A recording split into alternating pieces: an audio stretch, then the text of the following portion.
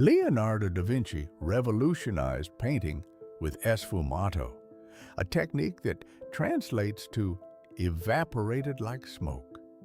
He applied multiple thin layers of translucent oil paint, meticulously blending colors without visible lines or borders to create soft, atmospheric transitions between light and shadow.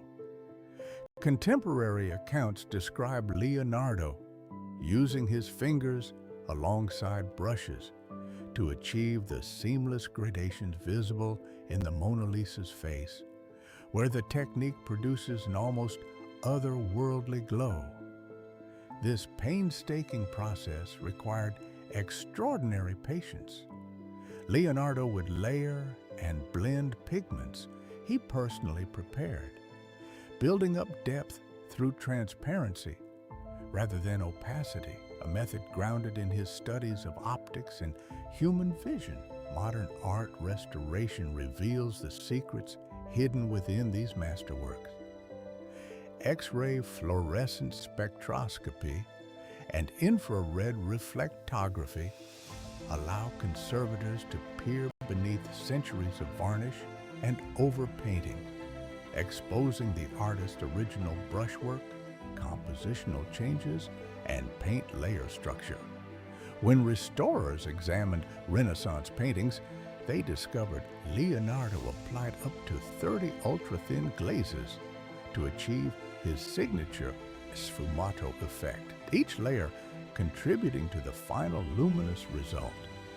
These technological investigations show how old masters prepared their canvases with meticulous care, grinding pigments to specific consistencies and building paintings like architectural structures.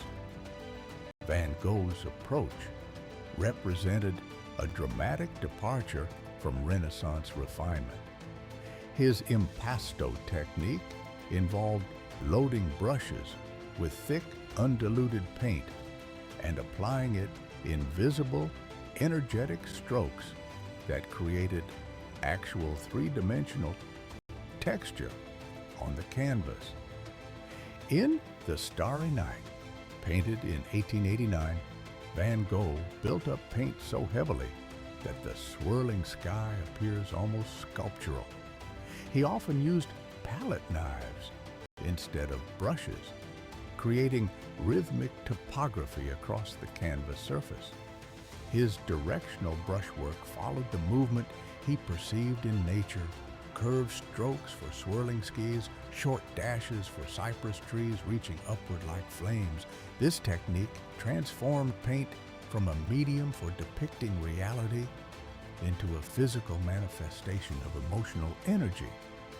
Picasso's Cubist methodology deconstructed this relationship between painting and reality entirely.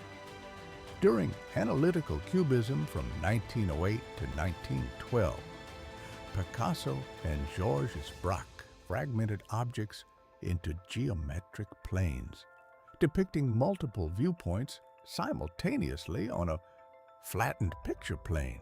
They worked in muted browns and grays, breaking down a violin or human face into overlapping facets that viewers had to mentally reassemble. By 1900, synthetic Cubism introduced collage techniques. Picasso incorporated newspaper clippings, fabric, and printed materials directly onto canvas, fundamentally expanding what painting could be. This wasn't just a new style, but a new construction method, building images from fragments rather than depicting them through illusion. Salvador Dalí brought technical precision back to avant-garde art through his paranoiac critical method. He would induce a controlled hallucinatory state, then meticulously render these visions with hyper-realistic old master techniques. Dalí's brushwork was extraordinarily detailed, creating photographic precision that made melting clocks and elephants on spider legs appear tangible and real. This combination of Renaissance craftsmanship with surrealist imagination demonstrated that technical mastery and radical innovation weren't opposites but could be synthesized into entirely new forms of expression.